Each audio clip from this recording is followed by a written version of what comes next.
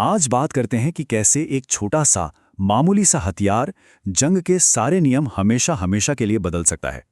ये एक ऐसी कहानी है जो हर देश की मिलिट्री स्ट्रैटेजी की नींव हिला रही है। जरा स्क्रीन पर देखिए, ये जो 2 नंबर है ना, यही आज के दौर की लड़ाई की पूरी कहानी कहते हैं। एक तरफ है अमेरिका का E-3 सेंट्री एयरक्राफ्ट, कीमत $300 मिलियन, और दूसरी तरफ है ईरान का शहीद ड्रोन, सिर्फ $20,000 का।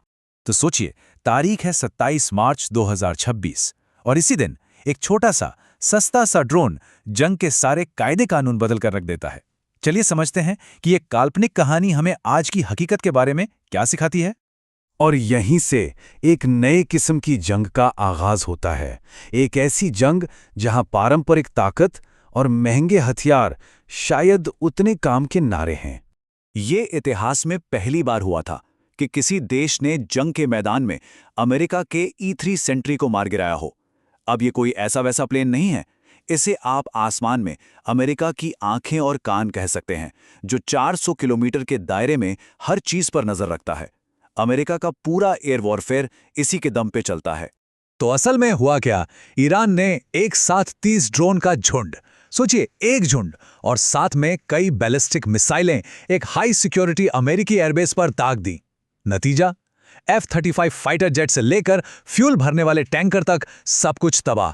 और सबसे बड़ी बात यह कि एक सुपर पावर एक ऐसे देश के सामने घुटने टेकने पर मजबूर हो गई जिसकी अपनी कोई एयरफोर्स है ही नहीं। इसी को कहते हैं एसिमेट्रिक वॉरफेयर। अब सवाल यह है कि भाई ईरान ने ये कर कैसे लिया? चलिए ईरान की सीक्रेट प्लेबुक पर एक नजर डालते हैं। एक ऐसा देश जिस पर सालों से इतने बैन लगे हैं, जिसकी टेक्नोलॉजी लिमिटेड है, उसने दुनिया की सबसे ताकतवर $1 ट्रिलियन की फौज को कैसे झुका दिया? इसका जवाब बस 3 सिंपल स्टेप्स में छुपा है। पहला, अमेरिकी टेक्नोलॉजी को ही कॉपी कर लो। ईरान ने अमेरिका का ही एक ड्रोन पकड़ा और उसी की नकल करके शहीद ड्रोन बना लिया। दूसरा, चीन से एक जासूसी सैटेलाइट किराए पर ले ली, जिससे अमेरिकी बेस की एकदम साफ तस्वीरें मिल गईं। और तीसरा और सबसे अहम, अमेरिकी जीपीएस को ही बेकार कर दिया। और यहीं पर गेम बदल गया। ईरान ने अपने ड्रोन्स और मिसाइलों को रास्ता दिखाने के लिए चीन के बेडू नेविगेशन सिस्टम का इस्तेमाल किया। अब बेडू अमेरिका के जीपीएस से कहीं ज्यादा पावरफुल है। क्यों? क्योंकि इसके पास हैं पूरे 45 सैटेलाइट्स, जबकि जीपीएस के पास सिर्फ 24, और इसकी एक्यूरेसी मिलिट्री ग्रेड पर सिर्फ 10 सेंटीमीटर। मतलब अमेरिका कितनी भी कोशिश कर ले जीपीएस जैम करने की, ये हथियार अपने टारगेट को ढूंढ ही लेंगे। और इस एक घटना ने एक बहुत बड़ी और कड़वी सच्चाई सबके सामने लाकर रख दी। जब बड़े बड़े महारथी ही आसान निशाना बन जाते हैं। अब जरा सोचिए, $1 अरबों का एयरक्राफ्ट कैरियर, वो कितना लाचार है कुछ सस्ती मिसाइलों के झुंड के सामने। या फिर एक $70 मिलियन का टैंक, जिसे सिर्फ $30,000 का एक कामिकाजी ड्रोन कबाड़ में बदल सकता है। तो लड़ाई का जो पूरा गणित था ना, वो ही बदल गया है। अब हाईटेक क्वालिटी पर भारी मात्रा में लो टेक क्वांटिटी भारी पड़ सकती है। यही वो सबक है जो ईरान ने दुनिया को दिया। और ये सब भारत के लिए एक बहुत बड़ी चेतावनी है, एक वेकअप कॉल, जिसे हम नजरअंदाज नहीं कर सकते। तो सवाल सीधा है, क्या भारत इस चेतावनी को सुन रहा है और क्या इससे कोई सबक ले रहा है? चलिए कुछ फैक्ट्स देखते हैं। हमारा अपना नेविगेशन सिस्टम नाविक, याद है, 1999 कारगिल जंग के बाद बना था। आज उसकी हालत यह है कि उसे चलाने के लिए कम से कम 4 सैटेलाइट चाहिए और हमारे पास ऑपरेशनल हैं सिर्फ 3। अब ड्रोन स्ट्रैटेजी को देखिए। एक तरफ हम $3.5 बिलियन में अमेरिका से 31 MQ-9B ड्रोन खरीद रहे हैं। दूसरी तरफ इन्हीं $3.5 बिलियन में हम 7,000, जी हां 7,000 शहीद स्टाइल ड्रोन बना सकते थे।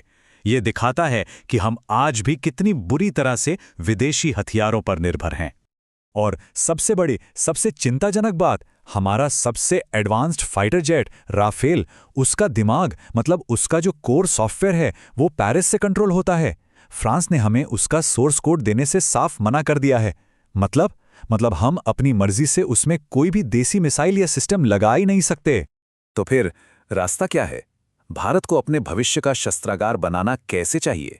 देखिए, भारत के लिए एक नया प्लान, एक नई सोच बहुत जरूरी है। कुछ चीजें तो फौरन करनी होंगी। नंबर 1, अपने नाविक सिस्टम को तुरंत ठीक करना। 2. युद्ध स्तर पर सस्ते असरदार ड्रोन्स बनाना शुरू करना। 3. एयरक्राफ्ट कैरियर और टैंक जैसे महंगे खिलौनों पर जो अरबों खर्च हो रहे हैं उस पर दोबारा सोचना। 4. हाइपरसोनिक और एंटी शिप मिसाइलों पर पैसा और दिमाग लगाना। 5. ये पक्का करना कि जो भी हथियार बाहर से खरीदें उसका सोर्स कोड हमारे पास हो। और आखिर में सबसे जरूरी, लेजर, साइबर और एआई यानी भविष्य की टेक्नोलॉजी पर फोकस करना। तो आखिर में सवाल बस एक ही बचता है, जंग के इस नए दौर में ज्यादा जरूरी क्या है, एक बहुत बड़ा बजट या फिर एक महत्वपूर्ण, एक साहसिक स्ट्रैटेजी? इसी सवाल का जवाब आने वाले वक्त में हर जंग का नतीजा तय करेगा।